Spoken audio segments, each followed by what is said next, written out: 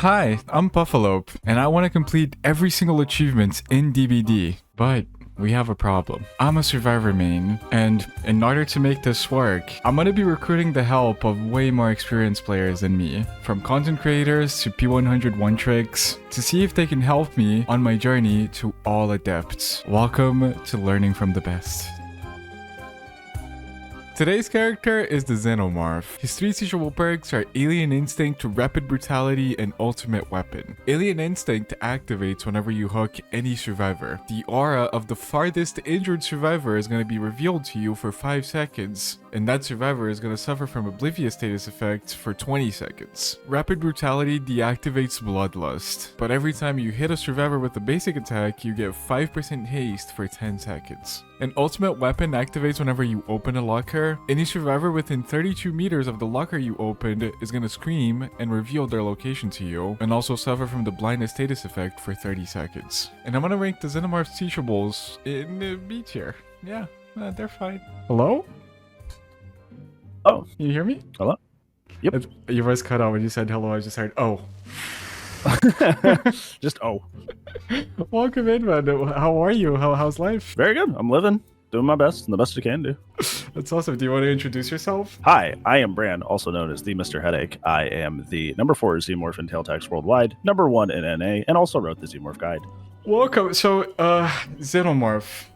Xenomorph is probably the killer that I hate the most in the entire game. I'm not sure. Really? Yeah, I'm not sure you're aware of this, but back when Xenomorph came out, I was like leading the charge against Xenomorph. Were you aware of my name back then? No, I was just head deep into the character. Like the rest of the DVD community did not exist. I was already in it.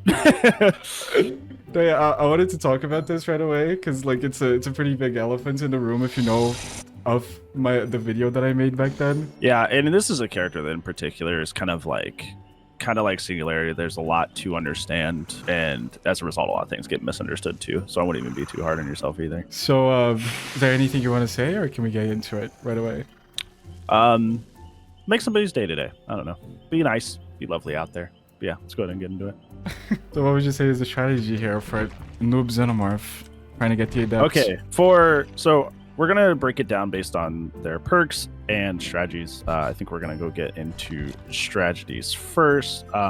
So something that your chat was accurately pointing out is always deal with turrets. Those will often come back to haunt you if you don't deal with them right away. So especially if you're not going to be running double turret add-ons, so both the emergency helmet and Lambert's, definitely be smacking your turrets, because the idea of Xenomorph is to just like stay in your crawler mode non-stop, because that's where you have your anti-chase ability, and without it you're just 115 lizard with hand, which is not as good. Very bad. Yep. Another thing that's really helpful is, like Nemesis, you can strafe your tail attack. This both goes both horizontally and vertically, but it's more effective in more spaces horizontally. Essentially, you just never don't want to strafe unless it's like a really easy hit, like they're in a locked animation, like going over a pallet or something. And with that, you want to move typically with your body and not your camera. And that's a lot of issues that I see a lot of Xenomorphs have that like kind of like messes with their ability to aim and correctly get hits, is they aim a lot with their camera. Usually you want to use your camera specifically for vertical shots when you're going up and over things. Horizontal is just for everything else. So just move your body. So if you're on keyboard, WASD, if you're on your controller, your left control stick, instead of trying to use your camera to do everything. And what add-ons would you have me go for here? Emergency helmet, Lambert star map, or self-destruct bolt. Any combination of these is fine. You can do double turret, and then the bolt add-on. It doesn't really matter. All three are good. Those are the top 3, and any combination works. What would you say is the best for me? Like being not good. You not being good and wanting to just get the adept, probably double turret, because dealing with turrets is kind of like a huge skill curve thing you got to do for Xenomorph. So if you're not a main, like that's probably what you would do. Any maps in 5 seconds? They're kind of good on every map to some extent. So even maps like Garden of Joy and the game, and as you were pointing out, Larry's, like there's a lot of weird shots you can get. So even on more troubling maps, they do fairly well. How about Dead Dog Saloon? That looks pretty nice. Just be careful about chasing main, but that's kind of a thing for every killer. Okay. With perks, essentially what we're going to do is, unfortunately, Xenomorph doesn't really synergize with their own perks in those situations. I wouldn't worry about ultimate weapon unless you're trying to find a rat. If you want value out of rapid, open with an M1 and end with an M2. Yeah, that sounds like a better idea. And for Alien Instinct, just break up heals a lot, even if that means going back to hook a bunch. That way you can get value. Okay, they're pretty early down. That's good. Wait, I can use the haste to get a hug faster. That's like agitation. That's pretty good. Free agi woo! So also, if you don't know where anybody is, use your tunnels because you get 60 meters of footstep reading and sound info. Oh, I can see the footsteps. Yeah, if they are not crouch walking or not holding a turret, the footsteps will show in this like kind of orange aura above you within 60 meters of wherever you are. Mm-hmm. Our pathing kind of confused me there. Yeah, people will be weird against this character because essentially you're always zoning them, so they just don't know what to do. Yeah. I mean, they're already. I'm gonna try to M1 and then follow up with an M2 here. I don't want to tunnel her off the bat because I haven't struggled yet. So I'll save tunneling for later. Also, an important side thing is if you do end up in a situation where you lose your power, moving in the tunnels charges it as 8 times the speed. Yeah. So if you want to back real quick, just dive in the tunnel and wiggle back and forth and come back down. There's no way they were. Oh, I see. That's why they went to Dead Dog. Yeah. Oh. And that is quick and quiet. Okay, well, I'm tunneling then. Yeah, but say they about to pop themselves. Never mind, I'm tunneling. Let me just break everything here. There's this type of game. I see it. I'll let them get the middle gen. Just break all the breakable walls. I had no idea that that's what they were going for. Yeah, Survivor's bringing Dead Dog is usually only for this reason, because besides main, Dead Dog's not very Survivor sided. Yeah. Yeah. So in that scenario, move with your body, not with your camera, because you tried to like flick and adjust it, but just move with your body, just like shift into place, so you can get that full strafe. Gotta be careful not to go in front of lockers then. That's just like the one thing I gotta remember. Should be a free win though, if they keep going for this shit.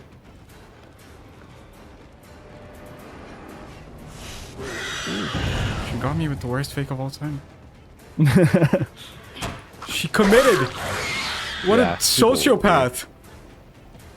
And I saw the atom disappearing and I had no reaction time. Oh. She's trying to take me main as well, right? Won't be able to though. You can't shoot through that, by the way, the little cart there in between the metal thistles or whatever they are. That's the bars. This guy is lagging. Oh, okay, I can put this guy in the basement. It should be good. I don't like putting people in the basement usually because I don't really proxy the basement and I feel like it's just a waste of time. Yeah, if you don't plan to defend it, it is just kind of a waste of time to throw somebody in basement. Also, to answer one of your questions earlier, the Xenomorph tail hitbox is 14 centimeters in radius, so it's actually kind of one of the bigger projectiles in the game. Oh. I had no idea. I wish it was smaller. Yeah. Okay. I mean, if they were setting up turrets, this would actually be an easier game for them. Yeah, they set up like one outside main, but since they only just want to hump main for head-on value, they're not setting them anywhere else, which is hurting them a lot. And this guy's dead. Gone. GG's. Easy peasy. Bye-bye. Yeah, games like these, they're frustrating for newer players, because you start, like, falling apart. But when you're a little more experienced at the game, these games are just kind of like free wins. Because you know that they're not going to be doing gens, they're not setting up turrets, they're going for head-ons. Nothing much is happening. And then now one of their teammates is just dead. And now 3v1 becomes a lot easier. Yeah. The boring thing and the frustrating thing shifts from, oh, they're bullying me, to, oh, at least they're not slamming gens, I guess. Yeah. Yeah, just knowing how to deal with these things. I mean, there are situations where, like, if it's a 4-man that knows exactly what they're doing, it gets kind of frustrating, even no matter your skill level. But most of the time, it's pretty manageable. So a small minor efficiency thing that'll help out a lot on the Xenomorph is that your basic attack has a 2.7 cooldown, whereas your tail attack has a 3-second cooldown and also incurs a 1.2 meter move speed penalty when you use your tail and don't hit a survivor. So that counts for the turrets because technically you didn't hit a survivor. So if you can, especially with you have Lambert's equipped, M1 the turret over M2ing the turret. Okay. You kind of want to save M2ing the turret for when the turret's super far away and you don't think you're going to get there in time. And this especially goes for if you're not running turret add-ons. You should definitely M2. Okay, I went inside of the locker, I think. Yeah. Wait. I saw blood in front of the other locker. What? I could have just been pulling from when she hopped in. I see. I thought she would be inside of the other one because of the blood, but that's weird. Okay. My bad.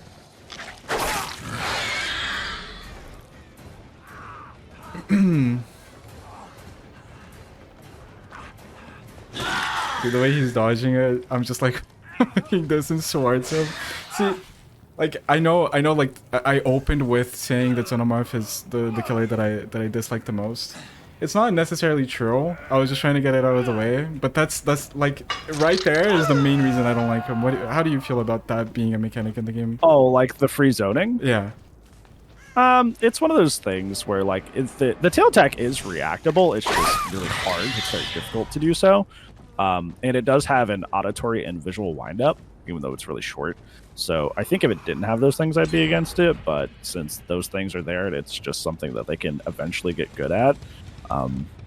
I think I'm cool with it for that reason. I see. I mean, I wouldn't say that Xenomorph's tail is reactable, not in my experience, but you can definitely predict it pretty well. I have people react to it pretty frequently. I think it's one of those things where I can clearly tell people who like put in the effort because they'll be putting down turrets in good places throughout the match too. And then, you know, they'll see the tail actually lift up, they'll hear the sound, and they'll move. Like, it's like, it feels like it's like almost like a knowledge test. It's like, did you do your homework? You know? I see. And I'll be like, oh no, they know how to play this against this character, but other people. No, you definitely you definitely know way more about this character than I do. It's just that, I mean, again, that was also when Xenomorph came out, so maybe that's the problem then, because I feel like people don't play this killer at all these days. But back then, I just really felt like there was nothing I could do, especially if you take ping into account. Like it's like the reaction time window is so small that like even if you have slight latency, it just feels bad.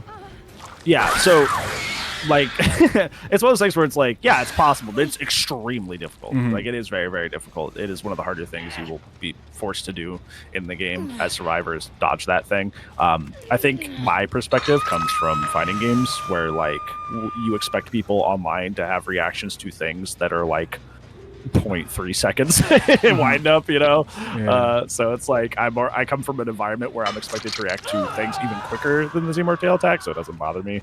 But for DBD players who don't have a lot of like experience in that environment, I can see how it can be extremely frustrating. That's fair. Now, where did I leave the Meg? Is my only worry. On Dead Dog. Yeah, somewhere in Dead Dog for sure. Like, I feel like she would be the type to crawl edge map, but now I'm scared that she's gonna find Hatch. Yeah, I don't know why people crawl and then complain about being slogged down. It's like, just stay in one place. I mean, there's not much I can do, you know? If I can't find you, I can't hook you. Can you hear Hatch through the tunnels? No. You cannot hear Hatch or the exit gate, but you can still hear people moving towards these things. Like, because like any sort of like action that makes sound works besides exit gates and Hatch. So if they're running to it, the footstep detection will go off. You'll hear their footsteps, but once they're actively on it, no.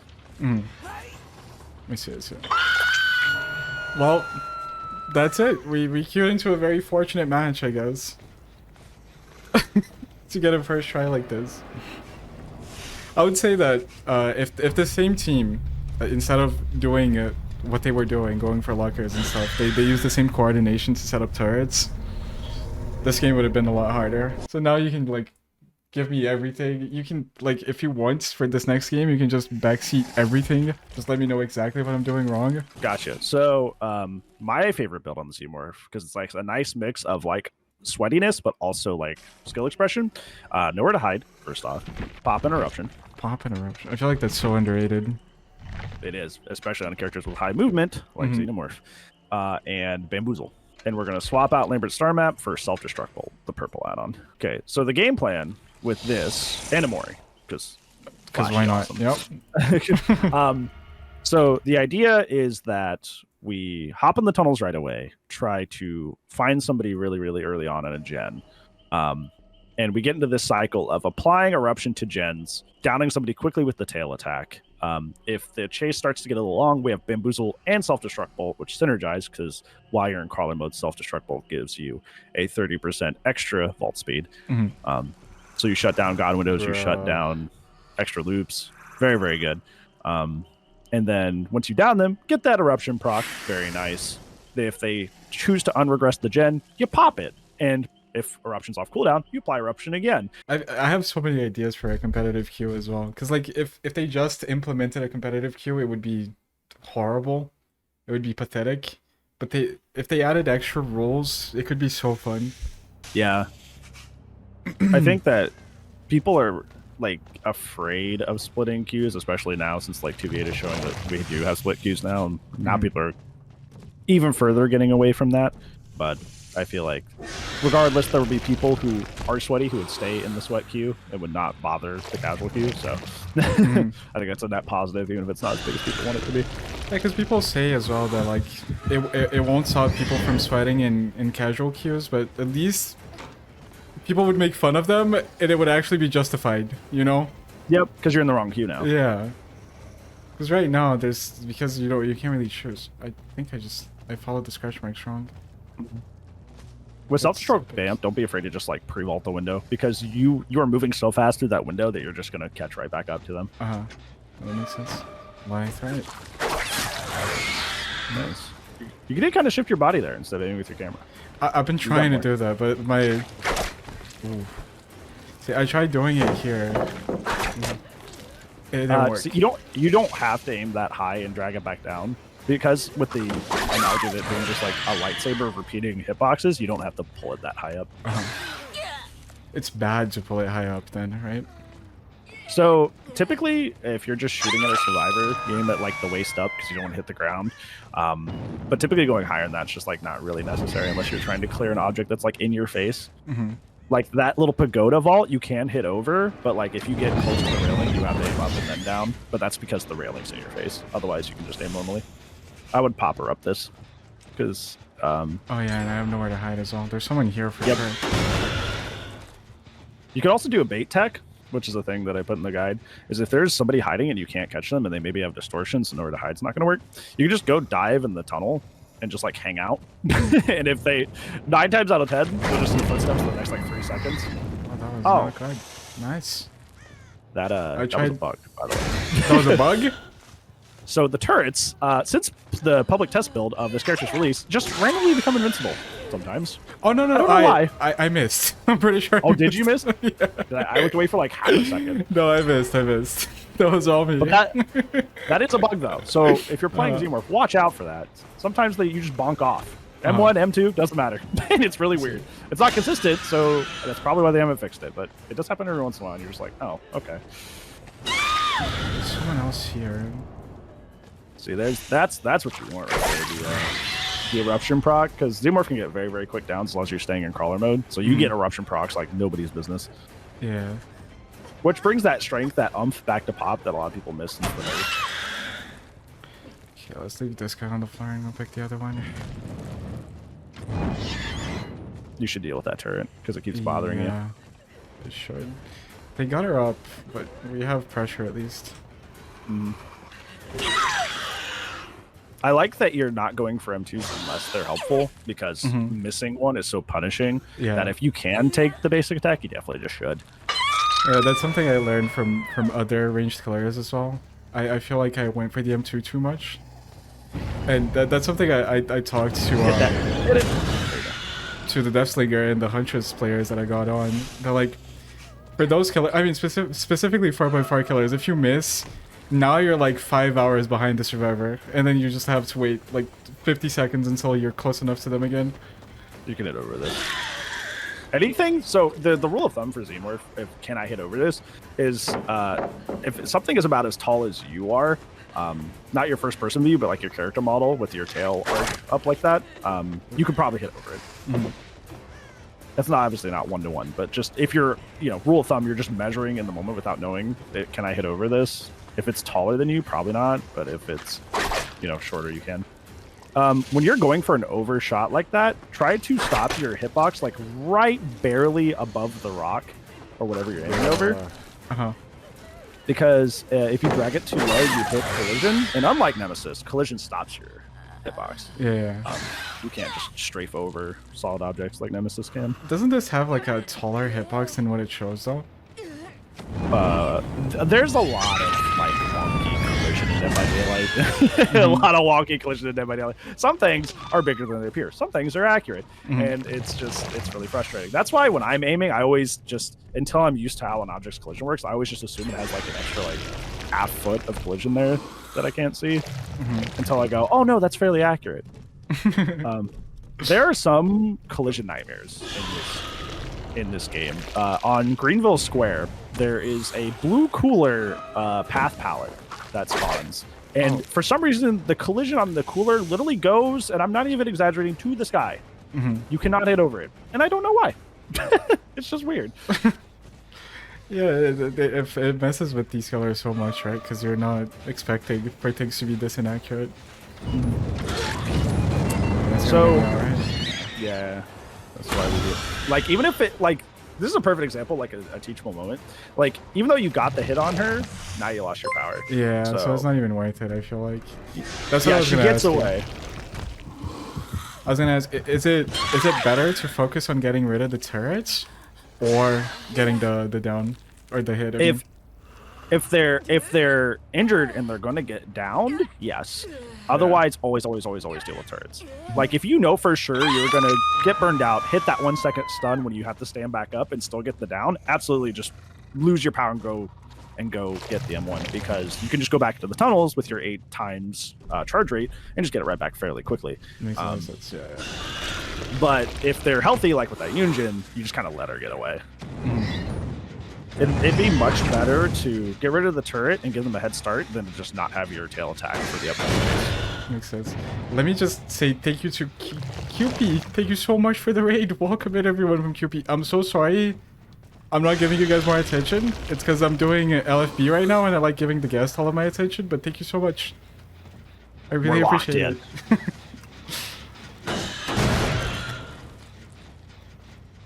it.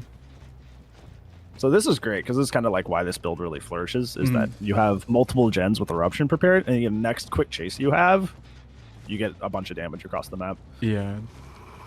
So I have no idea where they're at. Oh. If you don't know where anybody is, hop in a tunnel, because you get that free info. Well, That's you found true. Funk, thankfully. Yeah. That's what you should do whenever you don't know where to go, is use your base get info to find people. Also, Eruption is supposed to give me R reading, no? I think they all just have distortion. It's when they're on the gen. Like, I heard someone actively scream. touching it. Ah, so they would have distortion then. Yeah, I'm pretty sure this is the guy that has it as well. That shoots me! So far! You don't have... Bro, I'm gonna go crazy with this shit. How do you deal with this? I like the movies a lot, so it reminds me of the movies, so I'm just like, hee cool. Like, I can't imagine playing this, like, often and just having to deal with that. I think I have that kind of, like, clip farming mentality of, like, I'm gonna go for something dumb like that. So the tail attack is 4.8 meters long, so you shoot just barely outside range.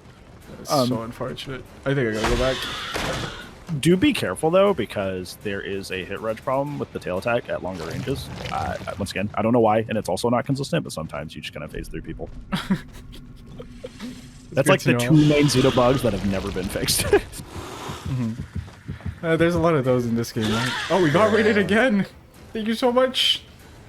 Wes, is that it? Your name scrolled up. I'm so sorry I can't see it, but thank you so much. Wait, oh wait, she's here. Is there a turret here?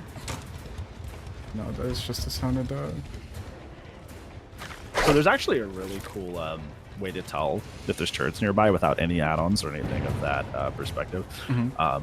The control stations have the numbers on them that show how many turrets are available, but they also have informational screens that are used to tell the survivors things, but you could also use them to your benefit. And the big one you want to look for is the yellow one, because the yellow screen means that they recently grabbed a turret from it and it's on cooldown, because they can only grab turrets from the same control station 30 seconds apart. I don't have So the if you're... Ooh, this is bad. Oh, I can just Mario her, but I kind of want the pop. Yep, that's why I love this build too, because you have the ability to be like, I want the Mario. No, I need the pop. I don't have just make that decision. Close, so ooh.